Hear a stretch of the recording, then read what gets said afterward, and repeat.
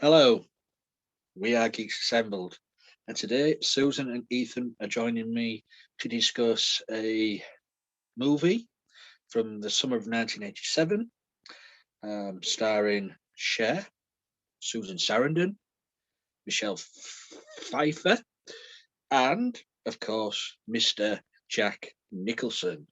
We are talking, as Ethan said, Ethan seems to think he's Jack Nicholson. I don't know why. We are talking The Witches of Eastwick, an 18-rated comedy of a small town who three women are, so we say, wanting a man in their life, and they wish and wish for a man in their life, and suddenly this stranger turns up, buys a mansion in this town, and sort of seduces the three women for his own gain, shall we say. Well, shall we go to opening thoughts? Shall we go to Jack Nicholson or shall we go to Susan? Not Susan Sarandon, because Susan Sarandon's not in the cast. Look, yes, that's a little bit of a she's a bit of a hussy, that Susan, that one. Not that Susan. Oh God, I'm getting confused. We'll go to Susan, who's not a hussy. That Susan in the movie's a hussy. Well, I don't know. Just don't dig any deeper there, Lee.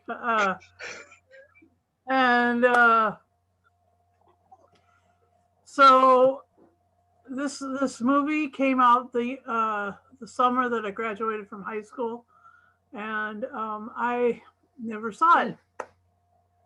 I didn't know that it was any good. I didn't know that it was, and I the last thing that Susan Sarandon had done that I really enjoyed was a movie called The Hunger. I was a little affected by that movie, partly because of David Bowie and Susan Sarandon,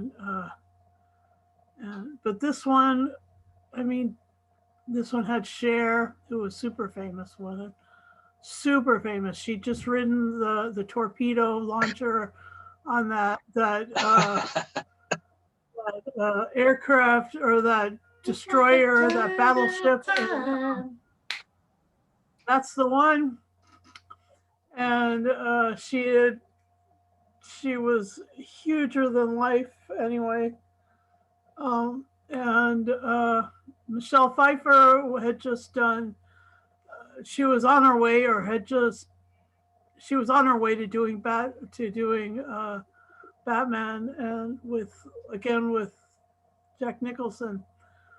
And the thing that I remembered from Jack, or would have remembered at that point, was One Flew Over the Cuckoo's Nest. And we've reviewed some of these, and let me tell you, I was pleasantly surprised by this movie. You don't have that over campy witch thing happening. You just have three women doing sort of. It's more like the movie Practical Magic than it is like Hocus Pocus, and it is it's fun. Jack Nicholson is over the top. I mean, he's super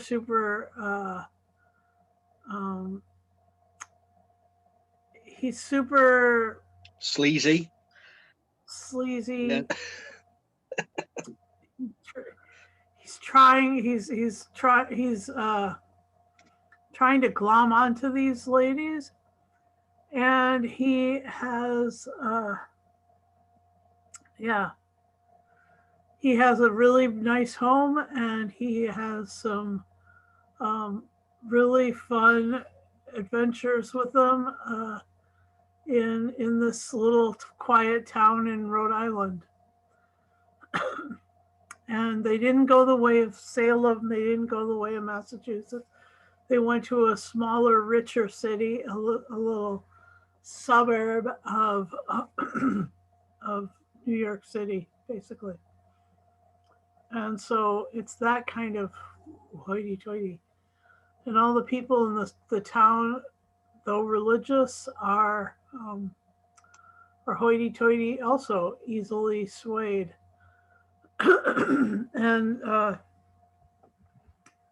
yeah, yeah, the main antagonist in the story is a woman by the name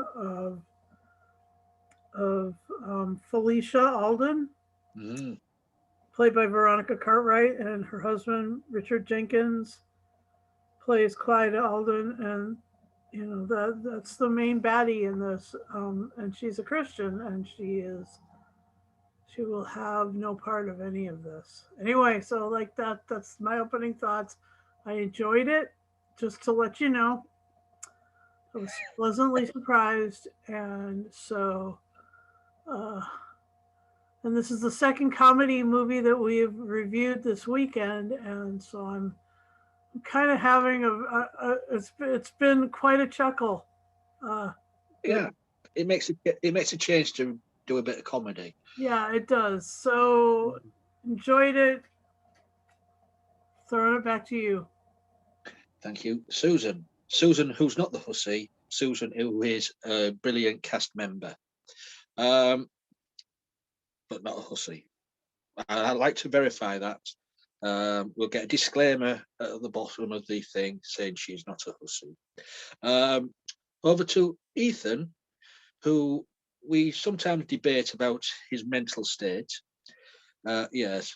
There'll be no disclaimer. Nicholson on. Yeah, there'll be no disclaimer at the bottom about Ethan's mental ability. Let's go over to Ethan.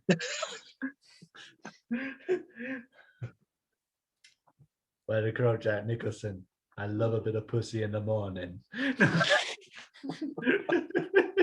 No, yeah, I absolutely love this film. Big time. Ethan's a hussy. Yeah. How dare you? Noted. No, what a great. I've missed watching this film. I can't remember the last time I watched this, but I love this movie big time. This is another one of those movies where it's just got something where it's just such a great nostalgic magic, like something from the late 80s, 1987. And I remember watching this with my dad, again, which I probably shouldn't have. I was very young at the time. So my mum would go to work and me and my dad would watch a movie, whatever's on. Oh, Witches of Eastwick were on. And there were 3 films back when I was a kid that really made me love Jack Nicholson, which were One Flew Over the Cuckoo's Nest, Witches of Eastwick, and of course, Batman. Those were the movies. And yeah, this has got a great cast. Jack Nicholson, who's, he's just brilliant. He's just so perfect in this role as Daryl Van Horn, aka the Devil. And you've got 3 fantastic actresses, very beautiful ones. You've got Cher, you've got Susan Sarandon, you've got Michelle Pfeiffer. Bloody hell, Jack Nicholson's a lucky bastard. And as we said, it's I love witch stories. I love stories about witches. And as Susan said, this is not your bog standard witch story. What makes this one so special is it's set in a small town that's in the New York state. And that's great. It's a bit of a modern take on it. And it is based on a book. And it follows 3 women who discover that they're witches, thanks to this mysterious visitor who comes to live, this very flamboyant, eccentric, very sexual, devilish character who comes and is attracted to these 3 and awakens their powers and uses them for his own gain, sort of thing. And yeah, it's a dark comedy fantasy because there's some really good funny moments in this, some really great moments, but there are some pretty dark moments in it. Actually, watching this, there are some, and I'll get to favorite moments and I'll mention these dark moments because they are pretty dark, actually, pretty dark. And as we said, it's like these women want a man, they find Jack Nicholson and they've got these desires and wishes come true. They become witches. But, eventually they start to realize what if he's not all he's cracked up to be? What if there's something a bit more evil and malevolent with him? And they think that maybe their powers are not going the way they want it to be via a certain killing scene, which is quite dark actually. But yeah, this is a great movie that I'll need to watch again and again, and I'll need to get it on DVD as well. But I've missed watching this. Yes, but I've missed watching this. It's a fantastic, bloody great 80s movie. And as I said, you've got a great cast, and I have to point him out. You've got good old, what's his bloody name? The actor who plays Daryl Van Horn's servant. Carol Strucken. That's him. Good old Lurch from the Addams Family. Because I always remembered he was in it, because I remember watching this as a kid and I was like, oh, it's Lurch. But yeah, it's a great cast. It's not big. It's like some movies would try and get loads of actors, but it's kind of like a small, well-known cast, which that's something I quite like. And I think that's why it's worked, because they've done stage plays of this, Witches of Eastwick. They've done Broadway shows, and I think it was a Broadway show, but I know they've done theatre shows of Witches of Eastwick, which I think that's what makes it work. But yeah, I really love this. It's a great movie, and this was a fun fact.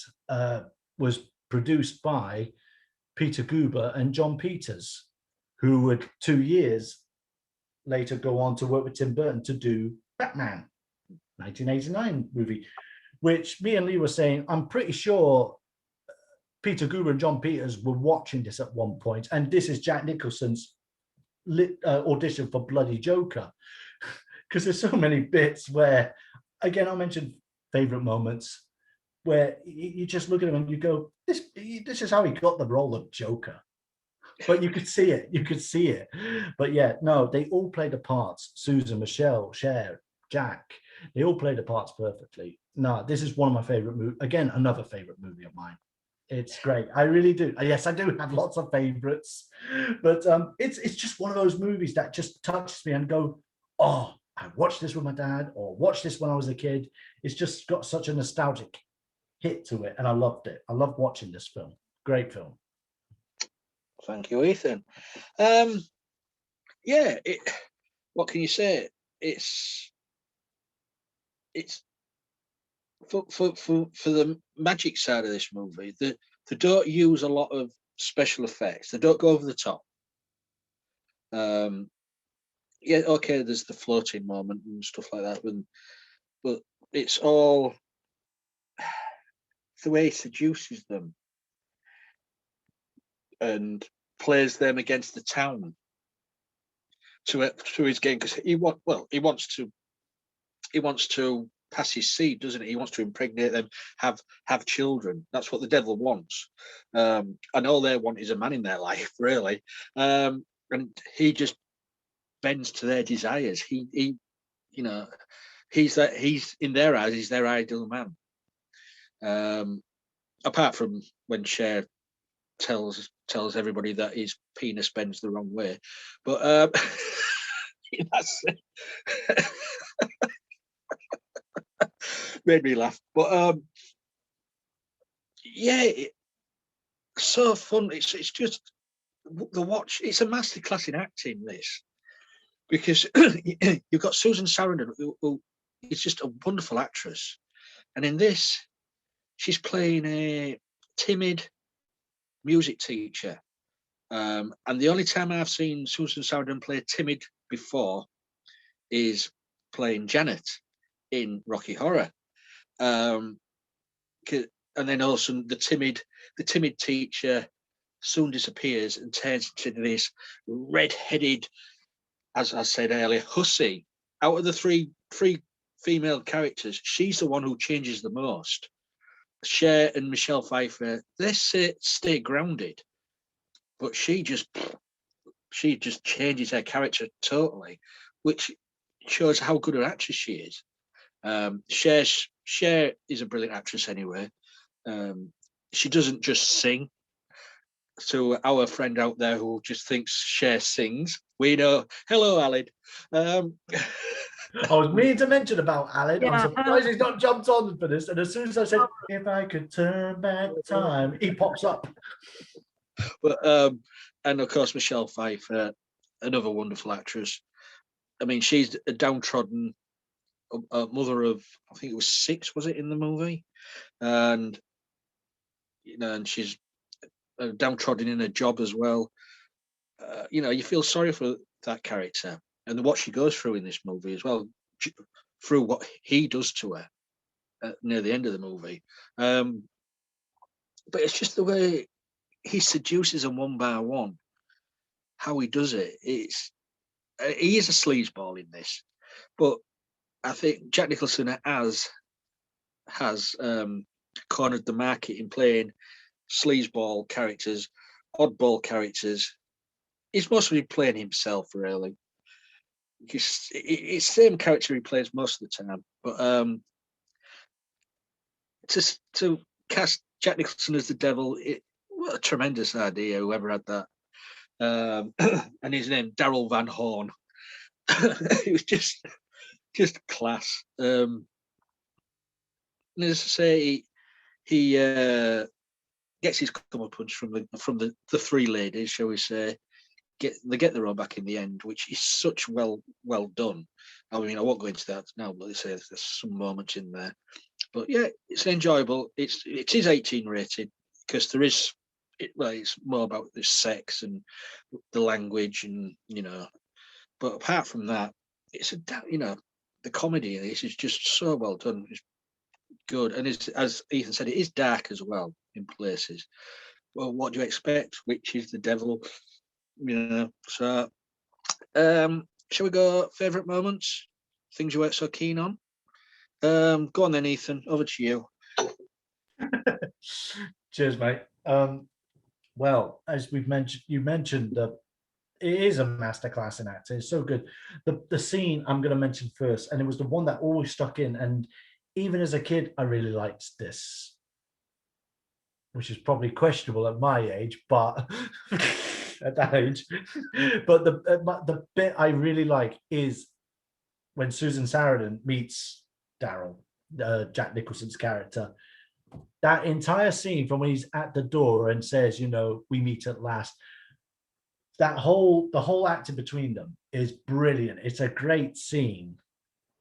It's so good how he's like this, like calm, seductive, as you said, sleazeball, like ready to bonker, to plant his seed. And she's this timid teacher, but it's this one scene where her evolution just grows and grows in this one bit where she's playing the cello and he's playing the piano, and of course it is funny as well. It gets faster and faster, and the thing's going on fire, and her hair gets more wild and wild, and it's just like releasing all her sexual tension until she's just like, and Jack Nicholson turns around and she just grabs him, and they just do it. They just go for it. That's a great scene, just like because of the acting and the character development, how she just changes from this timid woman to a full-on sexy woman, like thanks to the devil, like releasing all of that. That is a great scene. And I do love the bit before that where he goes to meet Cher. I mean, it's a great bit, and it has one of my favorite quotes, which I already said. Well, I do admit I'd love a bit of pussy after breakfast. And I just love, it's what Cher says after it, where she says, you're repulsive, you've got bad sense of humor, and you smell. I mean, that's just so good. I mean, for that time, people must have thought, oh, she's going to get seducted straight away. But of course, even the devil's like, oh,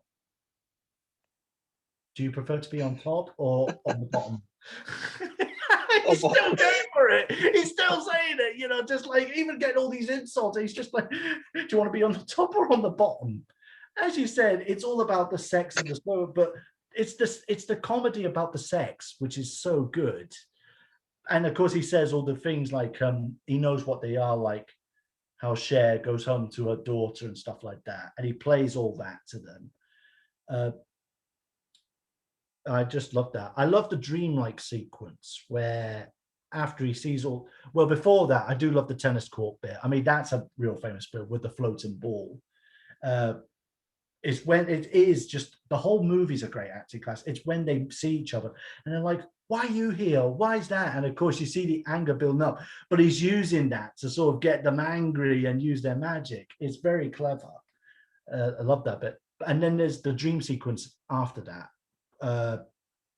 where they've got the balloons and it's so fantasy-like. You've got the radio playing the music, you've got the swimming pool, you've got the floating scene. And you've got Jack Nicholson just watching them floating. And then you've got Lurch, the servant, who appears behind him like that. And he goes, about to walk off and just rings the bell. It's there's a bit I quite like, actually, and I was going to say this about Jack Nicholson with as the Joker, and where he's filming Cher, and this is the bit where I'm pretty sure they looked at him and Peter Guber and John Peters and Tim Burton paused it at this bit where he's holding a camera like that, grinning, and they go, "Oh, he looks like the Joker from The Killing Joke," the front cover for The Killing Joke. It's like that. It's a great looking bit, and you actually do think, yeah, that's how he got the part of the Joker, that bit. It's so perfect. Dark bits, the two dark bits, I mean, they're nasty moments, but they're also pretty good for the film as well. I mean, it's when the religious woman, of course, the devil does his work, where she's spewing up all that junk. And then, of course, the husband kills her. You know, it's just the devil implanted his madness and evil, like making him kill and stuff like that. I mean, it's a bit that makes you go, oh, here we go. Oh, here we go. This is a bit of a change. And it's even a bit with, you start to see the evil in him. And he is a great villain, Jack. He always plays great villains, Jack Nicholson. When you see him like sitting on the couch, isn't he? And like his hair wild as anything and stuff like that. And he's doing the grunts like a demon. And he's like implanting all their worst nightmares instead of their worst desires. You get all their nightmares, don't you? You know, Susan going old. And then you've got the snakes. And you've got, you know, what happens to poor Michelle Pfeiffer, which was actually fucking awful. It's a dark bit, you know, what he does to her. And they then realize that. And of course, the whole ending where they pretend like, bye. And Jack Nicholson's back to looking slick and cool, isn't he? Like, and he's like, yeah, see you later. Cut it, cue in the voodoo, the cushion, the feathers. That bit's great. That's been brilliant. You know, when they start to do the evil. Excuse me, sir, you're having a heart attack. And Jack Nicholson having a heart attack. Yeah, they use the voodoo and the wind with all the feathers and stuff. And he's flying everywhere. They're absolutely knocking the shit out of him, even the car. And you see him get more deranged and just evil. And even like broken body at the door when he goes, that's a great bit. And he just looks mad. And the effects still actually are still pretty good, actually. They still stand up because, as Lee said, they didn't use a lot of budget for the special effects. I mean, okay, you've got the floaty bits, but you've even got the bit where he finally reveals his true appearance as the devil, which he looked pretty damn creepy, actually. Maybe because it was the way they used it and stuff. He looked pretty damn creepy. But it's a really good bit, that whole ending scene where they are getting rid of the devil. And he turns into that weird sort of baby version of Jack Nicholson, the wee seed thing. Isn't it? That's what you look like. Fuck off.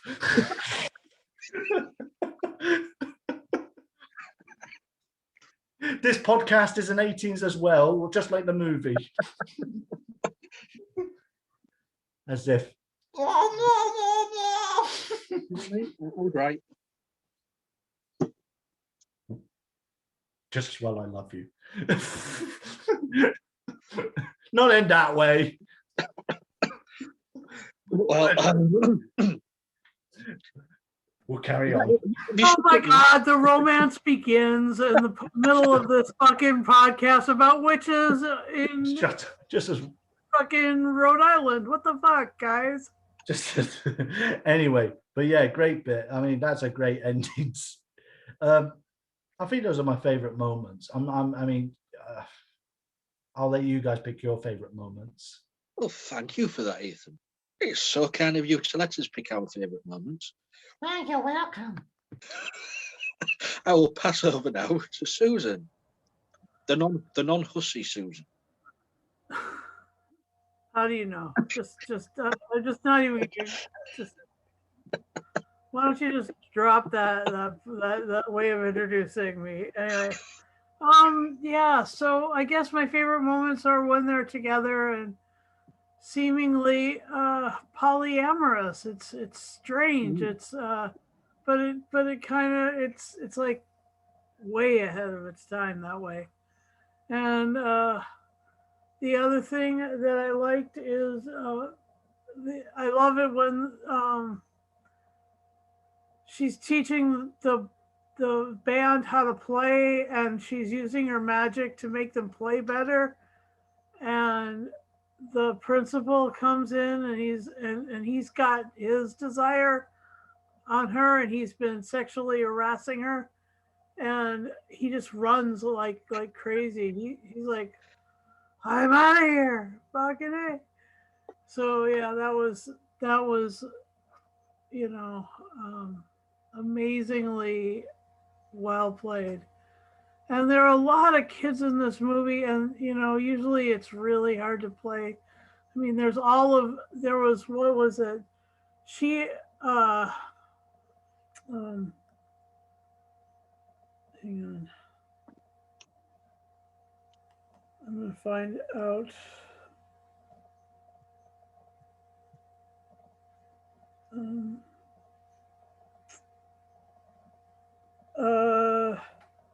Suki had 5 kids. Jane didn't have any, but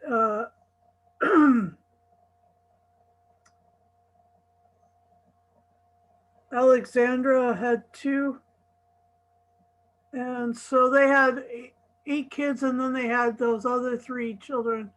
So there were a lot of kids in this movie. There was the band, there was all these other children, and like, wow, you've got so many kids, and it still was able to present as sexy and as forward in terms of relational matrices. And also I loved seeing Karel Strukian as Fidel. I loved that a lot. He was in the scene, stealing the scene by not saying anything and not really moving very much, but everywhere he was stealing it. I just thought that was amazing. And yeah, another favorite moment was the balloons and everything. I loved that because they were like that was so beautiful when they started floating and stuff. That was just fun. And yeah, the things that Daryl does to those girls, those women's minds, was not cool. So as sexy as it was also like a real sort of warning. It was a good warning movie. Anyway, so yeah, and and I guess it was written as a novel first. Yeah. Alex read the novel, and it was written by John Updike. And yep. So yeah, so it's a long, it's a piece of John Updike is considered classic literature. So yeah, it's a piece of literature like that. And I don't know what other favorite scenes. Uh, no, that's pretty much it. I do love the puke scene. That's kind of like the puke scene in Stand By Me. The projectile vomiting with a hose. Fantastic special Hmm. that, and the fact that it's been used in two of my in one of my favorite movies, and then this is hilarious. And eating cherries will never be quite the same thing to me, anyway. Yeah, Have a cherry. yeah, and yeah. So that's all. Back over to you, Lee. Thank you, Susan. Yeah, it's. I just love it. I say you've mentioned the they quote the dream sequence with the pink balloons, but it's the use of Nessun Dorma by Luciano Pavarotti what makes that scene. I agree. That, Yeah, yeah, that is a great choice of song to use in that scene. Um, as Susan says, the cherry stones scene with Veronica Cartwright, where she's just she's spouting all this vile stuff, and then it's just vomiting stuff. I mean, and her husband ends up killing her. Um, I mean, out of all the full movie, I mean, the three witches are alive. They've got kids. The devil survives at the end of the movie, but that poor guy goes down for murder, which I felt real bad for him, really, because he was a nice guy. He Yeah, was a nice guy. Yeah, he was nice to Michelle Pfeiffer in the job. yeah, He was driven to kill his wife by the devil, and he was the one who goes to prison yep. yeah, because he's not going to get off with that. And it's not, and that's the last you see of him. And you're thinking, whoa, hold on, what's everybody else has got a happy ending, and then that good guy there, what's not done anything wrong, is going down for murder, yeah. which I thought was bang out of order for him, really. Yeah. I know it's only a film, like, but everybody else has got a happy ending. Well, the villains. Yeah. I mean, because he was aligned with her with his wife, you know. Yeah, but she was a controlling wife, wasn't she? She was the one who wore the trousers in the. Well, it's true. She was. He had to do what she said, Yeah. so it wasn't his fault that the local paper was brandishing those three women as sluts, and it was down to his wife telling him, "You've got to do this." He didn't want to do it because he even said to Michelle Pfeiffer, "I don't own the paper." So I felt sorry for the guy. Yeah. Because I say he's gone to prison, and you think, well, it wasn't really his actions had nothing to do with him because it was forced on him by what the devil was doing. Yeah. What else can I say? It's a pretty good movie. The scene in the church when they're playing the voodoo doll, and he's covered in feathers and that lot, and he's vomiting in the pew into people's laps, and he's just spouting this stuff about if do you think God was having a joke when he created woman and all like this, and just venomously spouting it all to the congregation and laughing his head off. And the way he was doing that, as Ethan's mentioned it a few times, that was just the Joker there. And then all of a sudden he just collapses. He just collapses later in the aisle, and then did you notice the clothes coming out of his boot and all like that? He was going back to his natural form, wasn't he? But I just love it. I say when he was supposedly having a heart attack. His hand was hurting, so he had to stick it in the ice cream. That was just so fun. But yeah, it's so they didn't destroy the devil. You No, can't really. they can't. You Not can't. really. You can't really destroy. They just sort of banished him back to hell, didn't they? Because he appears on the TV screen in front of his sons, like going hiya, hiya, and of course they appear and switch it off. Oh, ladies, but yeah, I mean, you can't destroy the devil because you can't destroy evil, and you can't because good balances out evil. It's always it's like the natural order of balance. Yeah, without one, you can't have the other. Yeah.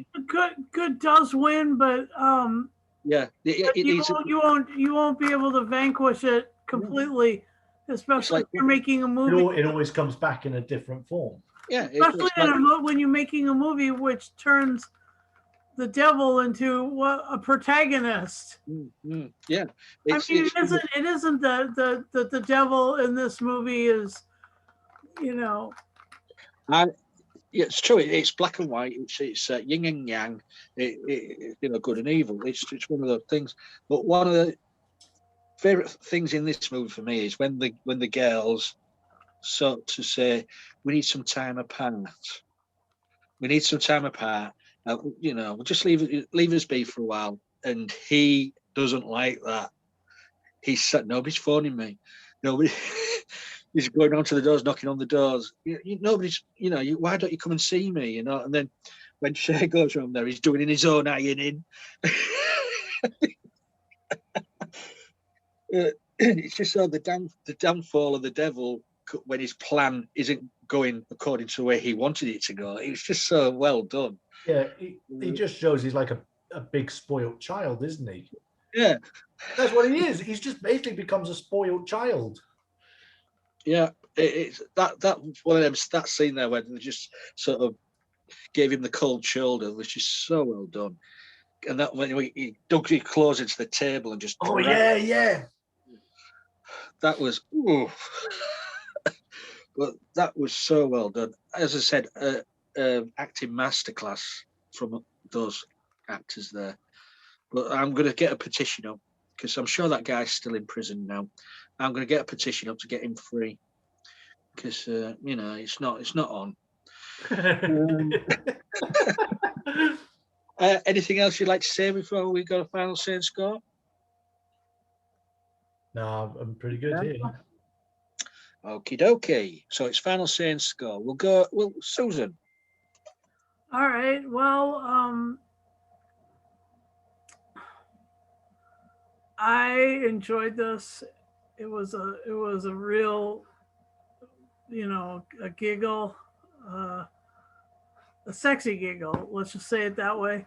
And it was fun to see it. I hadn't watched it back when it was released, but I don't know if I've seen it in the middle. I may have, but yeah, for all the good stuff in it and how much it really made me laugh, I'll give it an 8 cherries out of 10. Have a cherry. Well, thank you, Susan. Over to Ethan. Yeah. Well, I think I'm gonna give it 10 out of 10 witches. No. Have you got trap wind or something?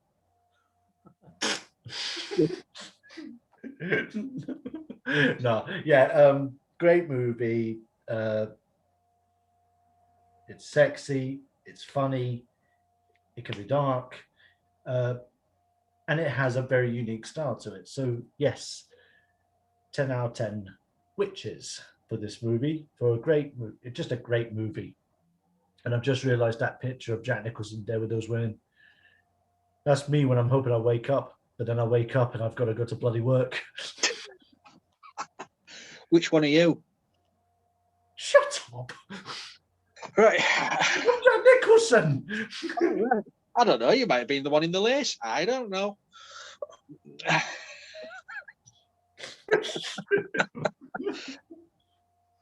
Whatever you do to in private, Scott, you may have a bright ginger wig. I don't know. Doesn't look frizzy. Well, yeah, I enjoyed it. It stands the test of time. For an 80s movie, with what it's about, a fantasy, dark comedy, it does what it says on the on the tin. It doesn't disappoint, apart from the guy who went to prison for, he shouldn't have done.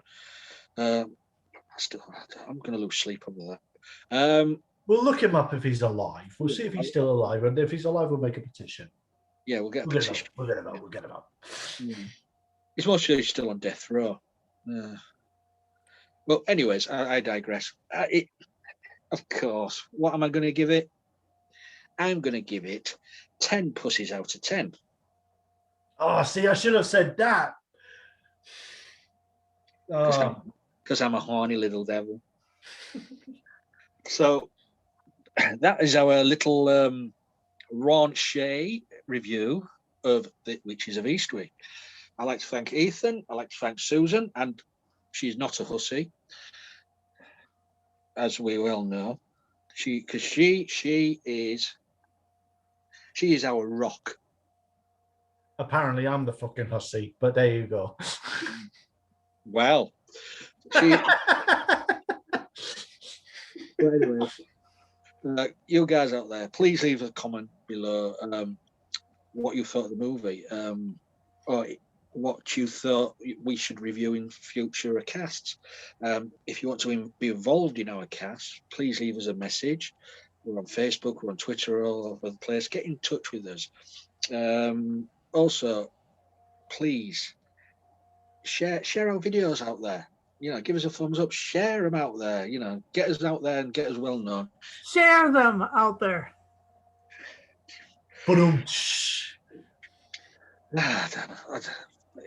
It's the drink. It's all the cherries we've been eating. But also as well, please, if you are subscribed to our channel, YouTube channel, press the notification bell, and every time we put up a new video, you will get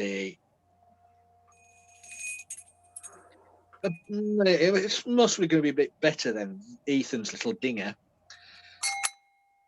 It's something like that. His little clanger's not working. No, a clanger lives on the moon. Yeah, that's true. Hey, next week. Hey, wait. Before we go. Next week we're reviewing Hound of the Baskervilles and Cat People. Stay tuned for those. Oh yeah, the 1939 Baskervilles with Basil Rathbone, and here we go. The 1942 Cat People with Simon. So I think we're done now, aren't we? We're all done. I don't know. I was done. I'm done because I love some pussy after dinner. So come on, we gotta hurry up, people. Oh my God! Right. Until next time, stay safe, folks, and just beware the devil. Bye bye. Bye bye.